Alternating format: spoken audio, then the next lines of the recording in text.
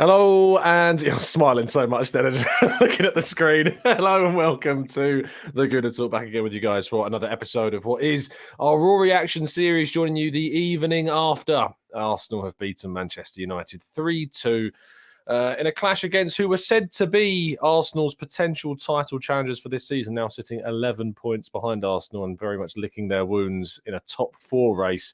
Certainly not a title race. To talk about that and more, I'm going to be joined by four fantastic guests for you this evening. Good evening to everybody joining us, of course, in the chat box. Your defence is in trouble. If you've not yet seen or heard the Eddie Nketiah chant, make sure that you familiarise yourself with it because it is an absolute banger. Of course, good evening, good morning, good afternoon, wherever you happen to be in the world. To all of our listeners joining us around the globe today, drop a like on the video, subscribe to the channel if you're new. Let's introduce our guests this evening. First of all, joining me, it's Guy. How you doing, Guy? You good, Joel? Yeah, good evening. Absolutely fantastic off the back of that. Having grown up in an era where Arsenal and Manchester United were always battling it out at the top, as you say, to put them in their place, resign them to a top four battle and keep marching on. Absolutely incredible. Oh, unbelievable scenes, really. Could not have. I mean, if you're going to win a game, and there are ways to win games, and trust me, I love a 5-0. I really enjoyed the Nottingham Forest battering earlier on in the season, but you can't quite beat an emotional roller coaster that ends with a greater climax than you've had on your wedding night. Let's bring our next guest into the... I don't know why I even said that. I was dead on my wedding night. Nothing was happening. I was going straight to bed. Let's bring in John, who is definitely embarrassed by that comment. What an introduction.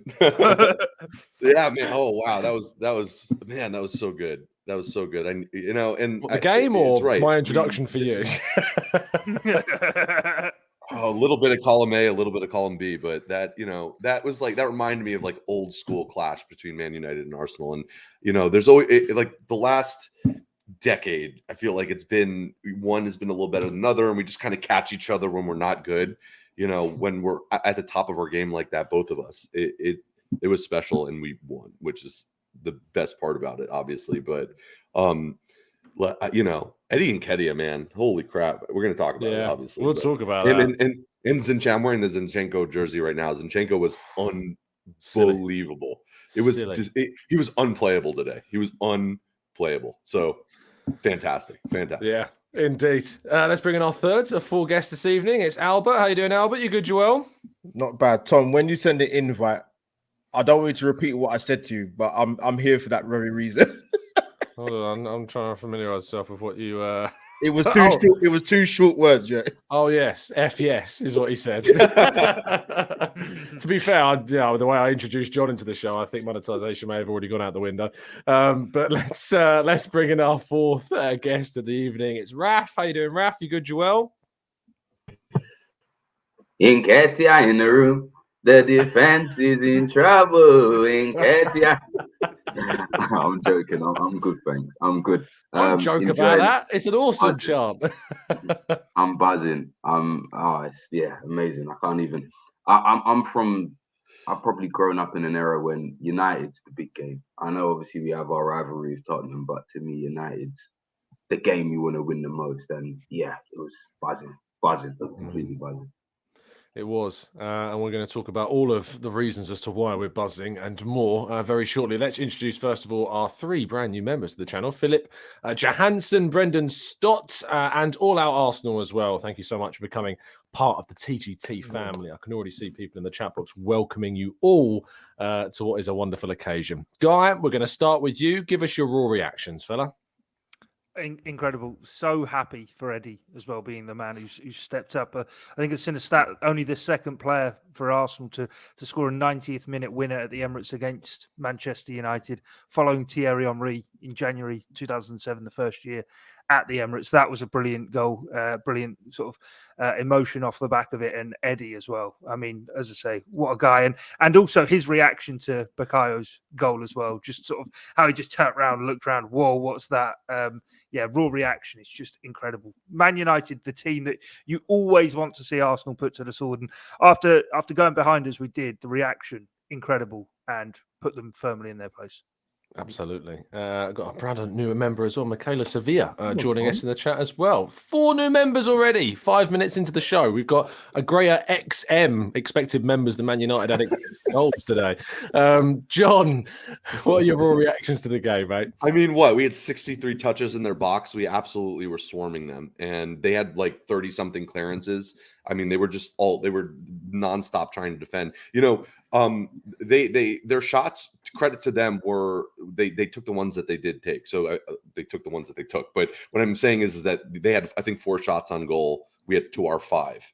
But we had so many more. We kept coming and coming and coming. And it's one of those where you know, Rashford's goal went in and you're going, oh no, like everyone in the pub just kind of like hushed, and you start, all these permutations start going, but then we no one looked like they were ready to give up. Everyone just picked their head up and just kept going and going and going. And then, I mean, like that, Bukayo Saka's goal, that was maybe one of the best goals that I've seen in a derby between United and Arsenal since maybe Thierry Henry's turn and kick. I mean, that. I mean, special goals, but yeah, that was that for me at least. That was that. There was that like one where we blitzed them like 3 goals like right in the first half in the Emirates. Where Alexis Sanchez, yeah, that was a very nice goal. That was fantastic. But look, I'm a little concerned with some of the performances, which I guess we can talk about. Like Ben White, I don't know what was going on with him today. Yeah. I don't know if he wasn't feeling up for it, but there were so many positives and like fight in the team that you can kind of put that almost to the back burner, because that's going to happen every once in a while. And it was a game where I don't think we were playing as crisp as we normally have, it seemed, from Arsenal this season. And partially is because Man United is a good side. But what we were able to do was figure out a way to win. And, you know, in moments where you're going to go down, to come back and then go down again and then come back, you know, in the 89th minute, you're seeing Tomiyasu press the keeper at, you know, in the 80-something minute. And you're going, you know, this team is not going to give up. And that's what we've kind of been praising this team for. So my raw reaction is that we don't give up. And that's all that I've wanted to see from an Arsenal side, just to put in 100%. And that's what we're doing. So absolutely. I'll tell you what, the amount of wedding night innuendos in that raw reaction, I was getting in my mind, it was incredible. For those that are now going to rewind and listen to that back, listen for them. I counted at least 4. So there you go. Albert, give us your reactions, my friend. Wow, Tom, where do I start, Tom? Listen, this team, right? We've had exam after exam. We've had SATs, GCSEs, bachelor's degree. There's been every kind of possible test going. Tom, we've gone behind. We've gone ahead. We've been pegged back. I've said it so many times, Tom. This is a different Arsenal, man. It's crazy. Like, I wasn't fearing the worst. We went behind. Look, when we're at home at the Emirates, the crowd get the players up, and the players look at each other with a confidence to say, you know what, we've taken a setback, but we go again. We got the goal back quickly. I think it's about 7 or 8 minutes, Tom. I think it was. And listen, we were patient, and I'm impressed the way we're starting games, Tom. We really, really, really were sharp when we started that game. And even we go into like later during the match, we came back into it, and we get quick goals, and we put on the front foot. At points, we were 75% possession and peppering Manchester United, and it would have been unjust if we hadn't won that game today, if I'm being honest with you. It would have been unjust. I think we deserved the points that we won today. Man United came with a plan. I'm sure we'll talk about that shortly. And Erik ten Hag said before the game that they've worked out a way to beat us. I think that way is when VAR gift you a goal at the start of a game. That must be the way to beat Arsenal this season, because that's what they got at Old Trafford. They didn't get it today. Raf, lastly, give us your reactions to today's win. Obviously, only if you want, mate. I mean, you don't have to. Yeah. It seemed a bit of a chore. No, do you know what it is? Like, obviously, you probably know after the game, you know when you just feel that a little bit drained, like, because the emotion of the game is just so. But I think for me, I think control and moments were kind of the key thing for me today. I felt like we controlled the midfield particularly, but I think we controlled the game in a way that Arsenal Man United games typically we haven't been able to. Even though it was a good game, there was end-to-end moments of the game. I felt like our general control of the game is what I think I've looked at as the most impressive from the team, from this game, the Tottenham game, the Chelsea game in particular. I think just the control was amazing. You know, Zinchenko. I know we'll get onto players individually, but I think Zinchenko, Odegaard, Partey, and Xhaka, that axis, and then you add the defense, Saliba and Gabriel. It's just the control was immense, and then its moments. I think the key moments in the game, we were able to capitalize on times that we were ahead, and the times we were dominant, and also we bounced back from moments where we had individual errors that kind of cost us goals, and also they had their elements of little bits of good play. But I think moments and that control is what I took from the game the most, and just emotional maturity. Like, you look at from the beginning of the season when we played them, and you look at now, and you look at how we were able to handle emotionally the game, and how we were able to kind of take the game away from them, but still maintain our composure in key times. I just think you can just see the progression in the team, and it was just, it's just an excellent performance, to be honest. Yeah, it's impossible to ignore. Like, you go back a year ago, and I know that we won this game last season, but I felt like we won that game. We obviously won it by a better scoreline, but even then, I felt like today's performance was better than the way that we performed in that 3-1 win. So much more 100%. dominant, as you say. Control was the word, and obviously, Man United are much better than they were back then, I think, as well. And that definitely fed into today's game too. But yeah, it was just such a control is a great word to use to describe this game, because despite the fact that, yes, we conceded twice, I think those 2 goals come from 2 very low possible chances. You got a long range strike from Rashford, and another one which is kind of a silly one from a corner that Ramsdale could arguably do better, but I think actually is kind of impeded a bit by Tomiyasu in the moment as well. Yeah. And there's question marks there, but the way in which we have this never say die attitude about us, and that there's just this constant will and belief that we are going to win the game. And if we continue to play the way that we know to play, the chance will come. And we can make people like Mark Goldridge look very, very silly. I recommend you watching the highlights if you haven't done so already. FTL Gooner Craig, thank you for the donation, my friends. TC, wow, still haven't come down from that epic win. Fan Fest was incredible.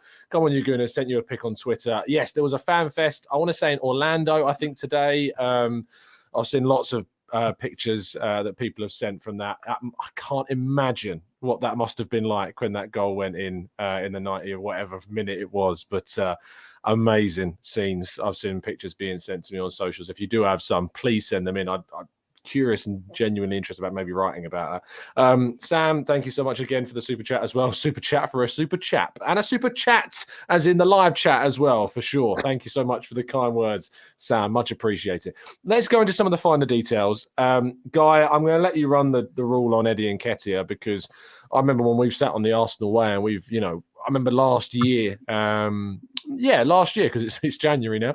But last year, in terms of last season, at the end of last season, where Eddie came into the team, we had our doubts, and he kind of proved us wrong in those doubts at the end of last season. And once again, this time around as well, we're in a situation where Jesus goes out and we have doubts again. And we're like, can we replace what Jesus brought to the team? And he just answers the questions every time. And yet we're sitting there going, why did we have those doubts? But then obviously this is 2 separate incidences that we've been in a situation with this, and now we've seen him respond at the same time. Do you know what I mean? Yeah, completely. I know I don't want to sort of just start patting myself on the back, but a lot of people were very much, and like you said, we spoke about it on the Arsenal way at the time, scratching their heads as to why we would even be looking to renew Eddie's contract, why we needed him if it was time to move on. For me, I like him. I've always liked him, and I think it's at the end of the day, if you're going to try and compete, whether it's for titles, even as you see how competitive now, even to secure a top 4 finish consistently is, or even trophies, you need players who can come in and play parts within a season, and players who ultimately know where the back of the net is, and that is what Eddie is. I mean, he's grasped this position and sort of his role within the squad that Mikel Arteta wants him to have, which is being patient, and when he's there to be called upon, be the man for the moment. You have teams who are moments teams who appear for the moment. He is a moment man. He just waits for the opportunity to come round, and he does it. Now, his all-round game has improved immeasurably from last year. But ever since he sort of came into the side at Stamford Bridge last season, got his 2 goals there, you look at him and you go, actually, for as much as perhaps what's been levelled at Arsenal for a decade and more, I mean, go back 15 years, 2008, probably the last time we were realistically really trying to punch for a title. We didn't have the minerals in the end.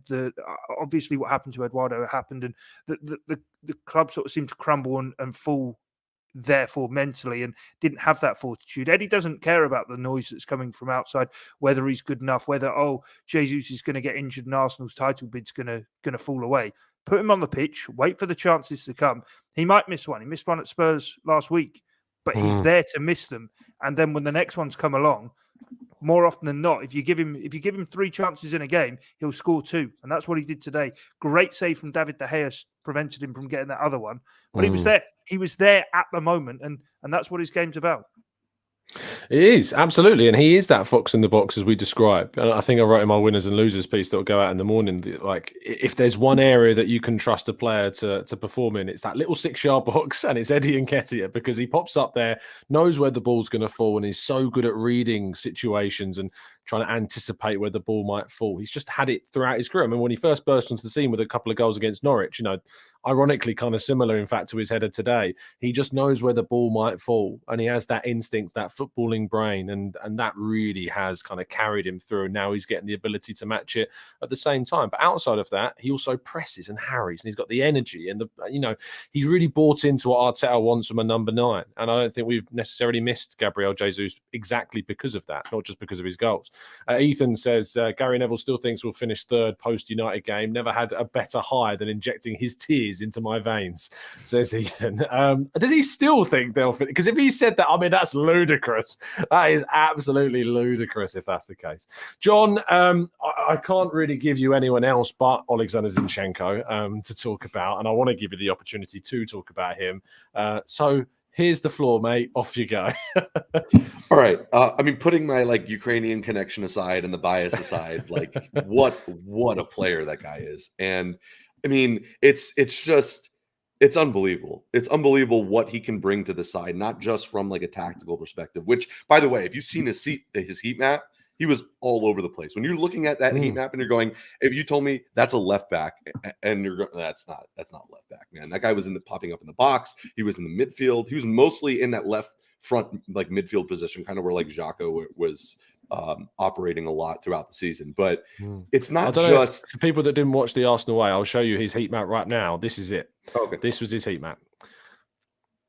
That's it. No, for real though. For real, he really is. He really is all over the place, and it's not just like a tactical advantage that he gives, because obviously that's there, and you can see it, especially for the 3rd goal. I mean, he's weaving and everything. It's just unbelievable. But the passion that the guy has, and he was talking after the match, and he mentioned hey, I said don't look at top 3, look at, which is interesting because saying we're going to possibly look at the title, right? That's what he's saying. Don't look at top 3. Everyone was laughing, and now they're not laughing, which is interesting because most of the narrative we've seen around whenever the players are asked questions about, are you guys title contenders, have kind of been that, recycled, we're taking a game at a time, practice at a time, which is the right way to look at it. But we kind of got this sense from Zinchenko that actually, they're kind of looking beyond that. They're starting to see now that this is a side that can potentially go and push for a legitimate title challenge. And if anyone knows about that, it's Zinchenko, right? And I think he brings a kind of legitimacy and to talks in the dressing room about what can you expect, what does a title winning dressing room look like.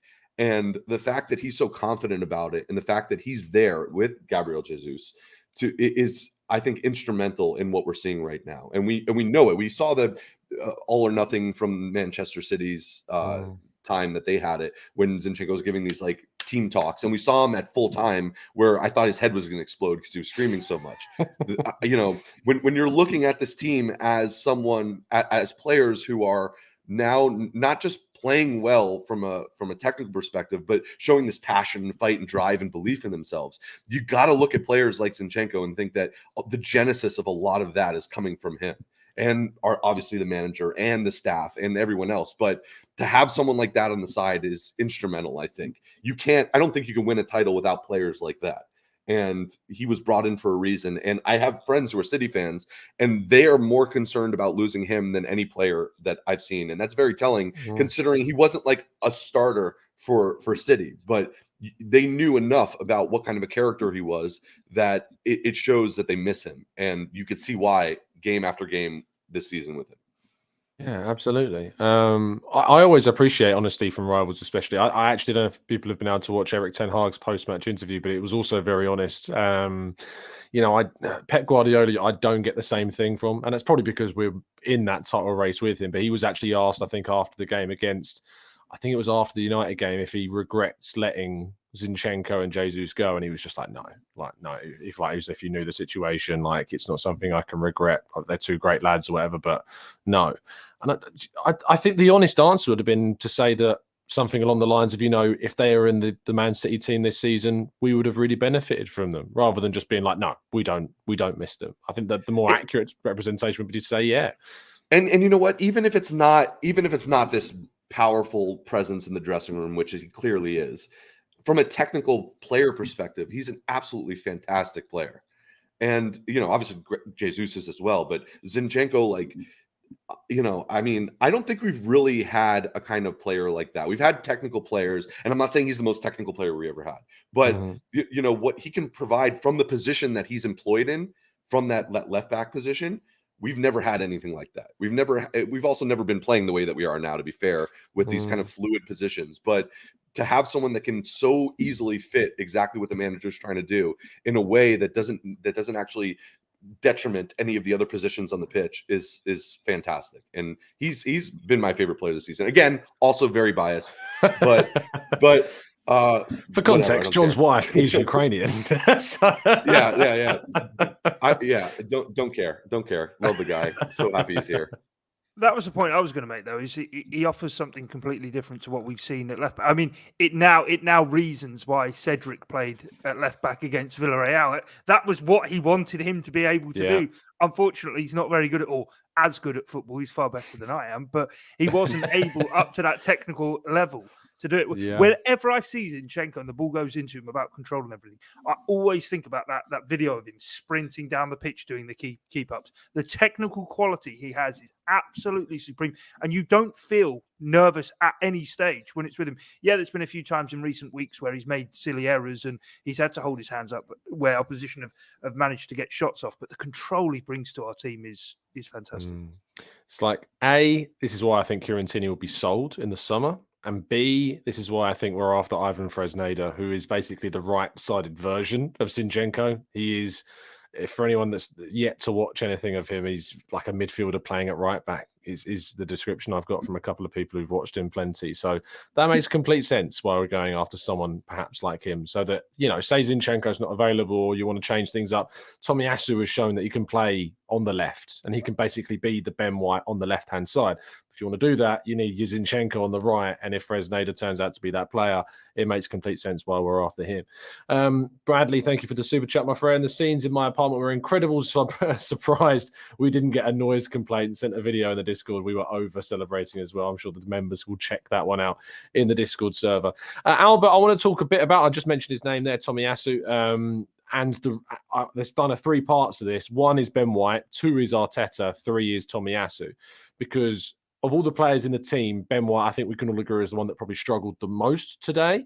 Rashford was brilliant again, and I've been so impressed by him this season. He really is one of the big reasons why Man United where they are this season. Ben White has gone up against wingers this season like Wilfried Zaha and coped very, very well. I don't know what it was today, but it just didn't have that same kind of composure. A couple of misplaced passes, I think, also undermined his display. And Arteta, seeing him on a yellow card, brought him off immediately. Didn't, allow any kind of second half moments to make his decision. He decided at halftime, in that moment, I'm going to make the change, which is something that we've been critical of Arteta on before, is not being proactive enough with his decision making in game, and he was. And then Tomiyasu came on, had 1 or 2 moments, I would say as well, but I think overall was very strong and composed for most of the game. So talk us through those three parts that we saw in the 90 minutes. Yeah, listen, I love Benjamin White, but sometimes, Tom, you can have an off day. You can come up against a winger or a player in the league that is on fire as Rashford is. And it just, Tom, you think about it, it made logical sense, really, because he didn't cope with me very well in the first half. And he obviously got the booking within 20 minutes. I was like, oh, God, this is not good. And yeah, like I said, Ben White's been Mr. Consistency, but just today, it wasn't his day. It's as simple as that. You have to give credit to Rashford. So it was good to see Arteta make a very, very decisive decision, but a common sense one as well, Tom, because listen, you don't want to go down to 10 men at home in a game as pivotal as that as it is. You're right with Tomiyasu when he did come on. There were a few moments like, oh my God, he looks a bit rusty. But defensively, we can defensively, as with Wan-Bissaka of United, defensively is very, very good. Very good. That's why I think Martinelli didn't get attuned so much today, but that wasn't a major surprise. But listen, the more time Tommy gets, which he probably hasn't going to get because Ben White's been playing so well, but there's going to be times when we're going to call upon him because defensively he's very, very good, and aerially as well, defensively he's brilliant. And so what's the second part of the question? Yeah, it was Tomiyasu in kind of looking at what he did to support Saka. I thought he was more composed. I thought he did play out from the back well. There's a couple of cutback crosses that he dinked into the box. This man can't do a driven cross to save his life. You'll never see Tomiyasu like smash a ball across the box. He can only do a little deft dink over the back of the defense. It's only what he can do.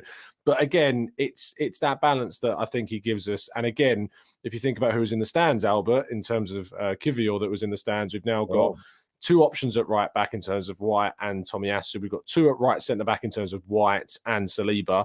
You've got Gabriel and Nketiah in. You've got Zinchenko, Tierney, and again, Tomiyasu comes into that position as well. We're building a team with competitive options in every position. Yeah, and you know what? It's particularly defensively. I actually wanted a left centre back, believe it or not. And so I'm surprised we've got one, but I'm very, very happy we've got one because Tom, as you know, they're a dime a dozen in European football to find a left-sided centre back, and he's 22 as well, which helps. But yeah, listen, Tom, defensively, Tomiyasu is important. Listen, I think with him, he's got a good relationship, particularly with Bukayo Saka, that right-hand side, just as Ben White has got. But obviously, where Tomiyasu hasn't been in the team that often.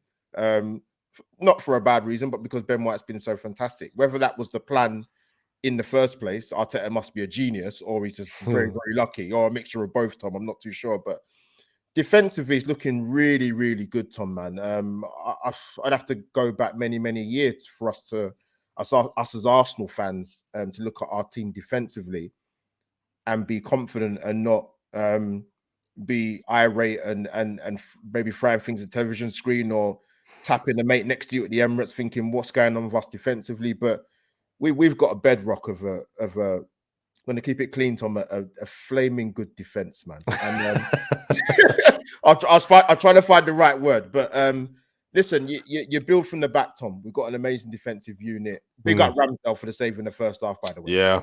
Oh, that was key. They got the goal to go to wall, but that was literally 2 minutes after we went 2-1 up. But listen, we've got. Sorry, Tom, go on, mate. No, I was going to say, like, not only his save from who was it? Was it Rashford's shot that then deflected off Saliba? Yeah. I mean, just in any deflected strike is incredibly difficult to predict, and he managed to get a firm full hand onto that. I thought his distribution was good. I was really annoyed with Partey because he was set through by Ramsdale a couple of times and didn't make the right decision in terms of passing. Just again, similar to White. Partey did some really good things, but again, just didn't seem like the Partey that we've had in the last few weeks where he's been unplayable. And then the other thing is that keep watching out for these kind of long balls from Ramsdale up the pitch to Nketiah in particular, because it's finding these kind of ways in which, maybe we're a bit under pressure, and Man United a team that can really push you. But Ramsdale's little kick over the top of the whole of the forward and the midfield to Nketiah to then flick a head around the corner to Saka or to Odegaard or to Martinelli. It's really something that's working against the opponents, and that was great. But I think well summed up, Albert, in terms of all those areas, especially the defence. Raf, I want to talk about the wingers with you, because I think Saka and Martinelli have kind of been... They've been on two sides of a coin, I think, in the last few games. Saka's obviously been in great form and been a problem for every single team we've gone up against. And Martinelli's come under the microscope a bit, I think, from Arsenal fans for maybe not being as influential in the direct sense that we know Saka can be. He didn't get a goal today. And, of course, we've now got Leandro Trossard in the picture as well, who I thought was really good when he came on. Where do you see the dynamic of the wingers at the moment, Raf? So I think today, and I'll start with Martinelli, because it's probably the most complex. I think he did really well. I think one of the main issues, or one of the main concerns that I had with Martinelli, and I wouldn't even say it's concern, because I think it's more around him just developing as a player. And areas that I think he could develop in is finding different ways to be effective. We all know that he's very good. He's a very good dribbler. He's very good one-on-one, and he is an attacker. So he will attack a defender when he gets the ball. He's always looking to attack. He's always looking to beat the man and be decisive. But what I've found in his career so far is that when that isn't working, sometimes he almost wants to double down in trying to beat a man, and then he just keeps not beating a man, if that makes sense. And if that's not working, he may not have the best of games. I felt like today in a defender in Wan-Bissaka, who's probably one of, if not the best one-on-one defender in terms of as a fullback in the league. I think he found different pockets and different ways to still be effective without having to run directly at him all the time. If you saw, a lot of the time he was getting the ball and he'd immediately jink in field and kind of open the pitch up a little bit. And Wan-Bissaka didn't know whether or not to engage. And I felt like that gave him the space to be able to be effective again in a time when it looked like Wan-Bissaka was just ready for the one-on-one duel. And I think that that's going to be an evolution in his development as a winger and just development as a player, in terms of finding different ways to be effective in games if his main attributes, let's say, is not working. And I think Arteta touched on that before, like he needs to know different gears. And I think that that's part of him just understanding, okay, I can still be effective while not, using my main attribute. I think Saka, on the other hand, Saka actually has had that from almost the moment that he's come into the team. I think he understands ways of being effective in a game or still being able to contribute, even if he isn't being able to beat his man. And I think that that's where we're seeing Saka move from strength to strength. I think his main thing was, how can I be in decisive situations consistently in games so that I can start to contribute in terms of goals and assists. And I think now what we're seeing in Saka is someone that is moving and morphing into that world class, that area of when you're moving into that world class player, as opposed to being just a very talented young player. Because I think when you look at Saka, you look at this game as an example. Shaw was petrified. Like, he literally dropped off to his 6-yard box because he just didn't want to engage with Saka, to the point where Saka could just pick his pass inside the box, which is almost unheard of as a winger. And I think that's because he has the reputation of being a top player. Obviously, they've worked together in England. Like, everybody watches the Prem. Now we're having more and more there's more and more kind of eyes on Arsenal. You see how Saka is on a day-to-day. And I think that, or a week-to-week, I should say. And then when you look at every level that Saka's played in, he's been able to excel. You look at the Premier League, you look at in Europe, obviously in Europa, you look at the Euros and the World Cup. At every stage, Saka's been able to display that he can not only play at that level, but excel at that level. So I think he's moving into that world-class conversation. And I just think moments and key situations like this, when, it's 1-1, how are you going to impact the game, comes up with, a top draw finish, a top draw strike from outside the box, almost as a response to Rashford's. But also the difference is he actually played well the whole game. I felt like Rashford was really good in moments, and I felt like there was moments that were effective, which is also a potentially a top draw quality. But I felt like what Saka had the moments, but also had his general play, and he was able to just be effective throughout. So I think in terms of the wingers, go ahead. No, go on. I was going to say in terms of the wingers in general, I think they played really well. I think Trossard, just to add to the point that you made, it was a very, very good cameo, man. I mean, anyone that kind of had that whole Mudryk looked like a player, I think when they saw Trossard, although Mudryk does look like a player, I think that we're in good hands with Trossard. I think that he's going to be a very, very good component to the team. And I think he showed in just that little cameo, the composure that he has, I guess the experience that he's going to bring, and the turn of pace, and that I was no, I wouldn't say worried about, but I didn't look at him and think immediately he's electric. But I mean, he looked pretty quick, and also his close control in certain moments, and obviously the pre-assist you can say for the Zinchenko cut across. He just looked very composed, and he just looked like he fits right in. I mean, he's had one training session, so I think very impressive. It is impressive. And I think that the biggest concern I have about Trossard, and we covered this on the tactical breakdown, which if you haven't watched, listeners, go back and do it, because Adam from Together BHA really did represent, I think, from a level-headed point of view, which I was always concerned about doing a show about a player that didn't leave the club in the best stance. And you always feel that might affect a fan kind of breaking down and being analytical. But Adam was really good at kind of talking through that. And one of the things that he talked about was that Trossard lives for the big moments, and that's why he's got such a good record against teams like City and Liverpool and us and Chelsea. And the thing about Arsenal is that every game is a big moment. He's on the biggest stage every single game playing for Arsenal, and that will feed into the ego that he clearly has. And, I'm not saying ego is always a bad thing. It's not. And footballers need ego and they need arrogance to be what they are. Thierry Henry, one of the most arrogant men on earth. It's just, and it makes you a very successful player. So I think for Trossard, that's going to be key. I thought we saw both sides of Trossard in this game, though. I thought that when he first came on, it took a little bit for him to get in the game. I think he realised he had to come a little bit deeper and try and get onto the ball a bit more. And that's when you saw him pick up the ball just before the centre circle, drive forward with it and get into it. Before that, there was a couple of minutes where he was just invisible because he wasn't doing anything at the time. But I think he will gradually learn that and will get more involved and will be demanded more from that of the coaching staff. But I'm excited to see what he brings to the team. We're going to move to part 2 and questions from the chat box. I imagine we'll try and get through as many of these as we can. So if we can try and be slightly more conservative with our answers, that'd be great. Couple from the chat box. Josh Sands says, actually, I want to ask you this one, Guy, because I asked you about Eddie Nketiah earlier. Aidan says, how should we approach the FA Cup game against Man City? Should we go with our first team or should we rotate?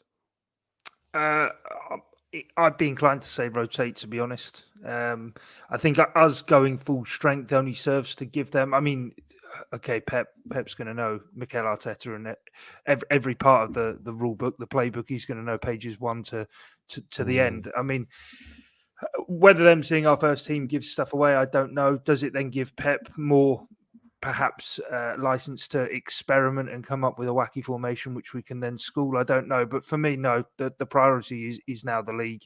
And behind that, for me, the Europa League, I would really like to see us try and win that, because I think we're probably the best team left in it. And I mean, if we're going to get Champions League qualification through the league anyway, if things were to tail off in the league, the title campaign, trying to win European silverware would be brilliant. So yeah, I would say switch it up. Let's get more minutes into the legs of Smith Rowe. Eddie obviously is going to continue to lead the line. Trossard, why not give him a first start there so he can begin to feed into the team a bit more? And yeah, I wouldn't say sort of 11 changes, but a healthy sort of 4 or 5 I'd be happy to see.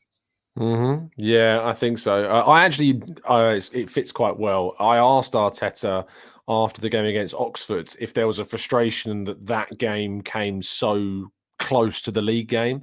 And he said, I just found the quote from what he said. He said, it is what it is. That happens. You have to play different competitions between teams, and we'll try to prepare that game to win it, obviously. And that game will be very different to the league game. And we know each other really well. Every team does. And I don't think that will change much. But I think that his point about saying that it will be different to the league game is because different players are going to play. They are going to rotate. I think Trossard probably starts this one. Who knows? Kivior could come even straight into this one. He's been playing. It's different when you sign players in January to the summer, because they're fit, they're ready. So it could be a chance to give him a start. It could be a chance to give Trossard a start. I think we could see obviously Kieran Tierney and Tomiyasu coming in to start this game. Rob Holding probably goes into the defence as well. We might not change too much about the midfield. We might see Xhaka, of course, remain in that spot. With El Neni injured, Thomas Partey could probably still play that game. He's been fit. There hasn't been any issues with Thomas Partey. Smith Rowe, I imagine, will probably get minutes in this game as well. You might see Trossard playing maybe where Saka has played or where Odegaard has played. And then Smith Rowe going. Go on. You just very quick one. It's of course. off piece, but you mentioned Mikel Arteta speaking with the media, and we've already spoke about Ben White as well. I think Mikel might have been taking a hint or two off of Ben White and his interview technique, by the way, because speaking to Sky Sports afterwards, he was asked about getting booked and being in the technical area, and he just said one of those in it. And it was just how he dropped the in it. It was how he dropped the in it and then just deadpan Jeff Shreves. I thought it was brilliant. I thought as you brought up Mikel, I had to mention it because it was absolutely brilliant. It was. I heard it, and then I didn't really register that he'd gone. I was saying, he went in it, and I turned and I looked at my wife and I said, he did just say that, didn't he? And she went, yeah. Deary me. John, so Josh says regarding the striker position, what happens when Jesus comes back? Eddie seems to be playing so well. To move him onto the bench seems wrong. What are your thoughts? I mean, that's a great question, but I think when Jesus is ready to play, Jesus comes into the team. You just, Eddie's been playing great. So Jesus is fit tomorrow. Let's say he's fit for the next league game. You'd start him. Mm-hmm. I don't think he would be, even if he was ready and cleared, I think he's still going to need some time to kind of ease in. I don't think we're just going to throw him in. And guess what? Eddie's playing so well right now, we don't have to. But ultimately, I think when you're asking me who's our strongest starting 11, that starting 11 has Jesus in the team. And guess what? That's not to take away from Eddie. So, and I know like the internet does this thing where if I'm like, hey, I like waffles, and they'll be like, oh, well, you hate pancakes. No, nobody said anything about pancakes.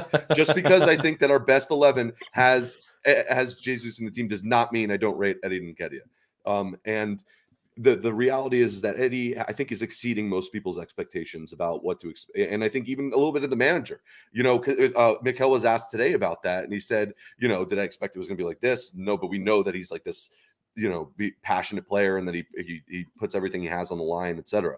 And, you just got to hope that your backup steps up when the time comes. And that's what Eddie's done. And I don't want to take anything away from him. And, the fact that we're even having this conversation, I think there's a legitimate, okay, let's have a conversation when Jesus is back. But I think the way that it's going to practically play out is that when he's fully fit and ready to go, that he's going to come inside. But, if he didn't and Eddie keeps scoring goals and playing the way he is, it's going to be a conversation. It's going to be a conversation, which is the best position for us, right? This is only a positive thing for us to have this issue. When he got injured, it was this really big concern. So great question. Indeed. Albert, I've kind of got 4 questions that I'm going to throw, but they're all on the same line to give people credit.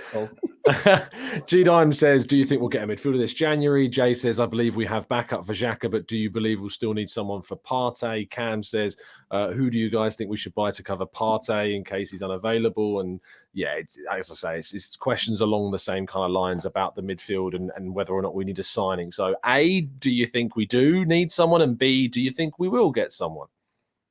Well, Tom, I'll try and get this short as I can, really. It's that 4-part question.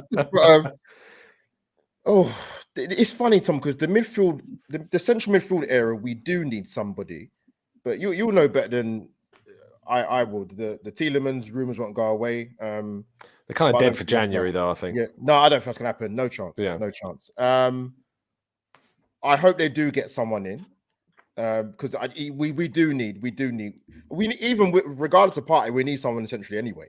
I think personally, because I don't think there's enough confidence from Arteta in regards to putting faith into Lokonga. I'm not too impressed with what I've seen, if I'm being honest, in the time since he's been here. Tom, I can't come up with a name, to be honest. I know who I would like in the summer. That's another question. Is it DR? Possibly, Tom. If it happens, Yeah. I wouldn't grumble personally. I don't know. I'm sure we'll touch upon that another time on your channel or show, or whatever. But listen, I'd love him. But I do hope, Tom. We've seen in recent days that transfers can get done quickly. I don't know what in terms of Edu and Arteta, what they got cooking up in terms of if somebody's going to come in centrally, but we need it to happen, because I didn't think we'd get a striker to come in personally in the window. I thought, obviously if we'd have got Mudryk and whatever, we can move Martinelli central, but that doesn't happen. We've got Trossard coming, which I'm very happy with. But midfield wise, centrally, Tom, I haven't got a clue. I hope they have got somebody coming in, but it's still time, Tom. What have we got? 22nd of January, isn't it? So just over another week.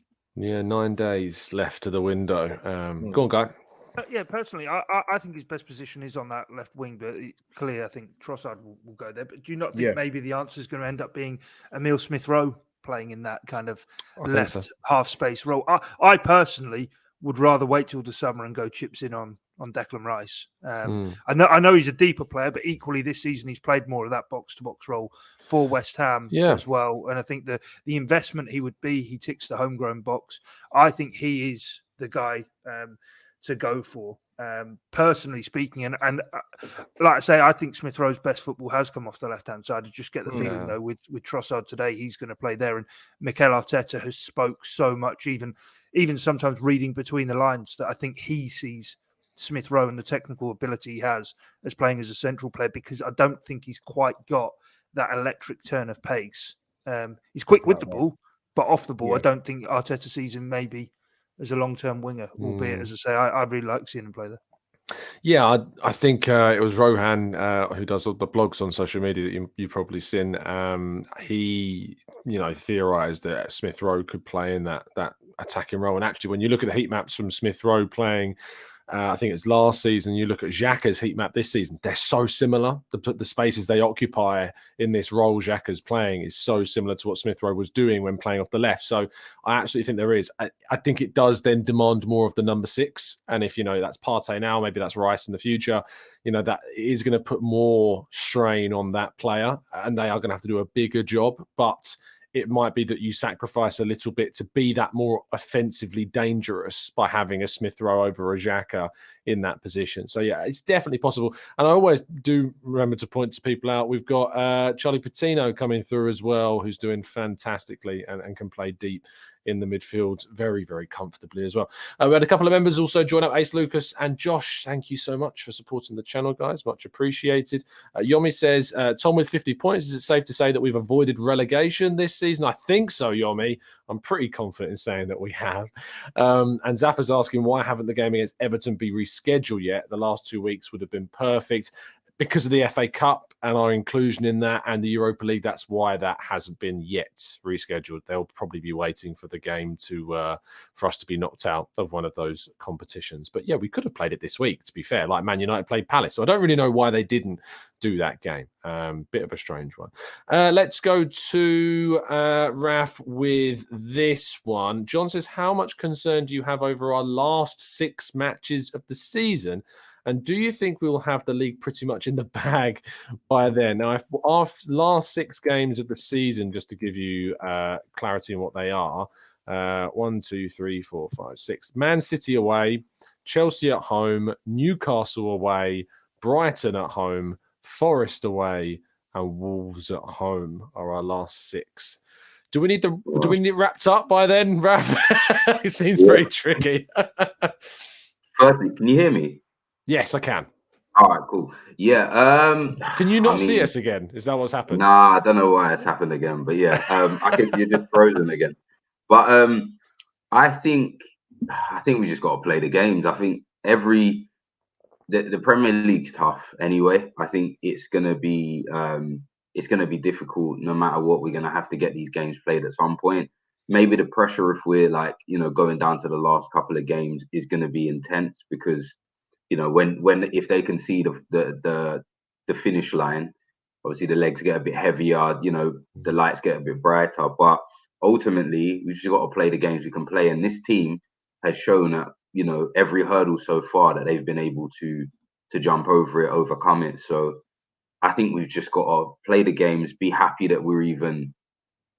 And I don't want this to come out the wrong way, like happy that we're in it, but we need to embrace the challenge of being in this position and just go for it and then just see where we are. I think other than that, there's no point kind of looking at games and thinking, oh, this is the point where we fall down. I think we've just got to embrace the challenge and then see where we end up at the end. But I think they're not giving me any reason to think that they're not going to embrace that regardless. And then, it just is what it is after that. I think what's exciting is the next 9 games for Arsenal, really. Because if you'd have said at the start of January, you've got 3 games, you play Newcastle, you go away to Spurs, you play at home to Man United. And if I'd have said, I'll give you 7 points out of 9 from those, I think most of us would have taken it. I think that's a great return from those games. Especially if you think back to last January, I don't think we won a game in January last season. We got knocked out of the League Cup by Liverpool. I think did we drop points against Burnley or something silly in January? I know that we drew 0-0 at home to Burnley, didn't we? Yeah, we did, didn't we? And then I think we were beaten by somebody, Forest, in the FA Cup. Yes. Got it here. We lost away. We lost at home to City on the first, didn't we? Then we lost. Well, we should have won Forest. That game. Yeah. Lost at Forest, drew with Liverpool, then lost to Liverpool, and drew with Burnley. Yeah. So it was a bad month. We didn't sign anyone either to compound things. And this is kind of the flip of that. You've beaten United, you've kept a clean sheet against Newcastle at home in a draw that, you probably look back on as a good point. Newcastle are going to take points off plenty of teams this season.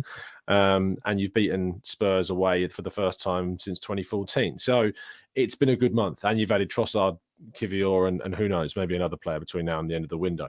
I think we've got time for one more round of questions if we're quick with our answers. Charles says, should Guy Martinelli be switched with Trossard in the first 11 for Premier League games? Will it help Martinelli to sharpen up a bit?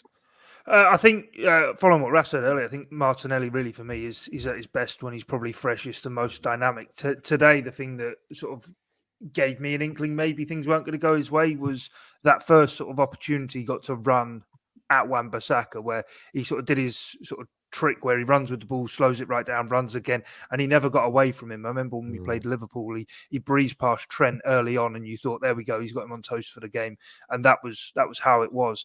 I don't know so much if it's whether he plays through it and he learns those intricacies to his game that Saka has, or whether it is a case of bring him out and put Trossard straight in. As I say, I think Trossard give him a go in the FA Cup game against Man City, but equally with Martinelli, like the guy's been absolutely phenomenal all season. Just because he goes through a bit of a dip in form, I don't think you drop him. Saliba before today, I think, had a couple of shaky games. We're not going, let's drop him and put sort of Rob Holding in or put Ben White back at centre back. I think you let him play through it until you're really kind of alarmed by it. But I'd stick with him. Yeah, lovely stuff. I agree. I think you have to earn your place in the team, and 10-minute cameo against United, no matter how good it was, doesn't obviously earn you that. Zada says, John, what did you make of David De Gea's play acting? Did you notice that towards the end of the game? It's so funny you asked me this question, because I was going to mention at some point that we, as good as it was, we should actually take some time and really wish that De Gea gets better from that horrible injury that he suffered. But I mean, is it not one of the best feelings on earth when the opposing team is wasting time and then you get the winner and then they're scrambled? That is one of the best. Especially when it's so good. I love it. I hate it when it happens to us, but when it happens to the opposing team, it's one of the most satisfying things about watching the sport. And man, it was great watching them all scramble and watching them try to flop around. It was just like, come on, like Newcastle, like as far, as good as Newcastle is this season, that's all they got really. They have like this like shithousery and then defense for 90 minutes. And I feel like in the second half, that's what United tried to do. And your defense isn't as good, so it's not going to work out. And when he fell on the floor like that, it was just, especially after those Wenger comments, like that just it like put a chip on my shoulder. So when I saw him like flopping around like that, and then anyway, it was great. It was awesome. Timothy says, who is at the top of the table? I wonder who it is. Jason says, Albert, is this the best morale you have seen around the club? He says in ages. I'm going to say ever. Jason, it's a fantastic question, firstly. Yes, Tom, short answer to that. It's, like I said, going to the games this season, atmosphere is amazing. The football's a joy to watch. A lot of the players are bought into Arteta's thinking and what he wants. I can't remember a better time personally in recent years. I can't. Listen, it's the short answer is that I can't.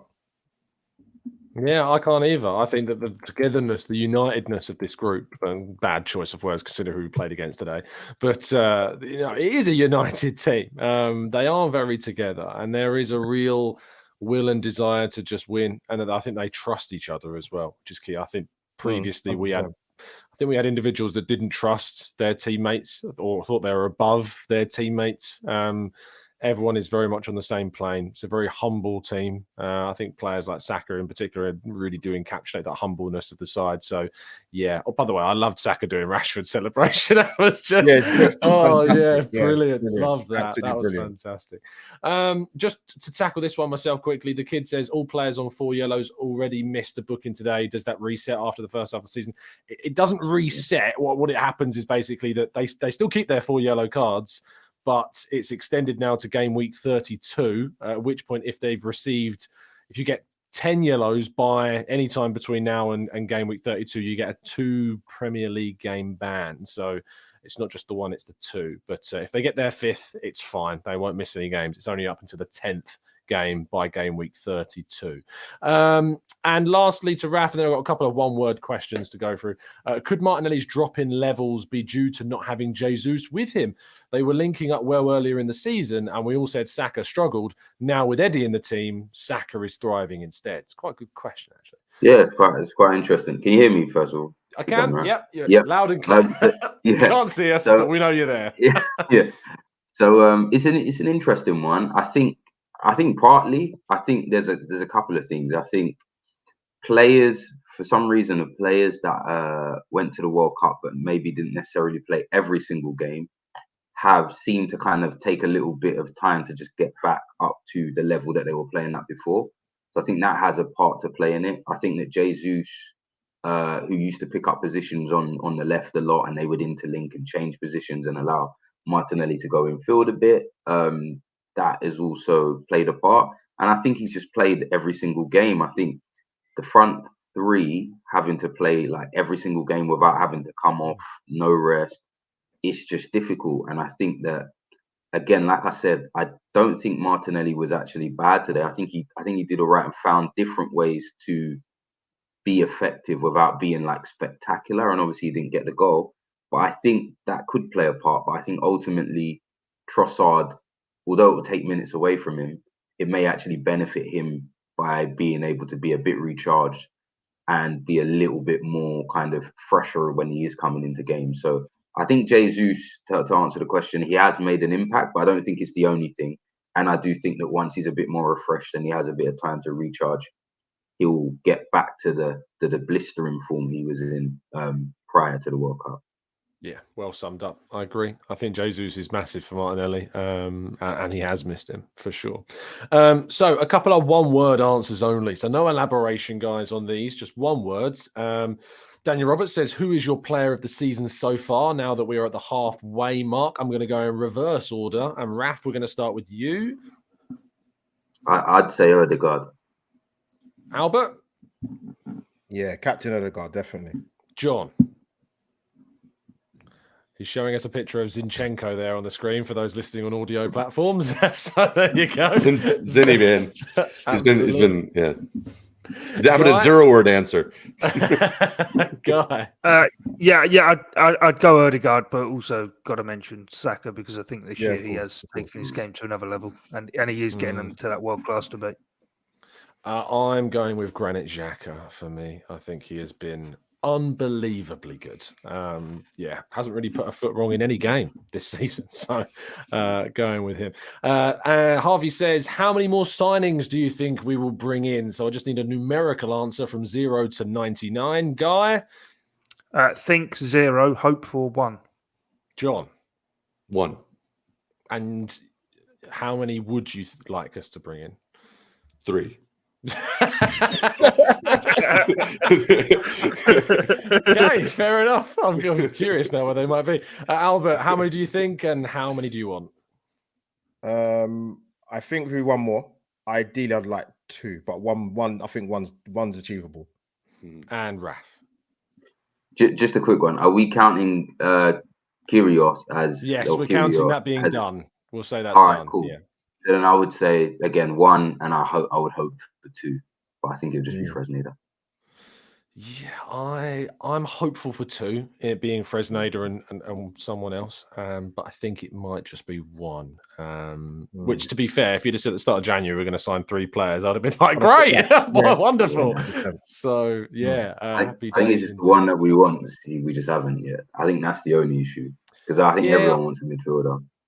It just doesn't seem to be there for us in January, the one that they want. And it's a very difficult position to commit to, especially when considering Declan Rice might be there for the taking in the summer.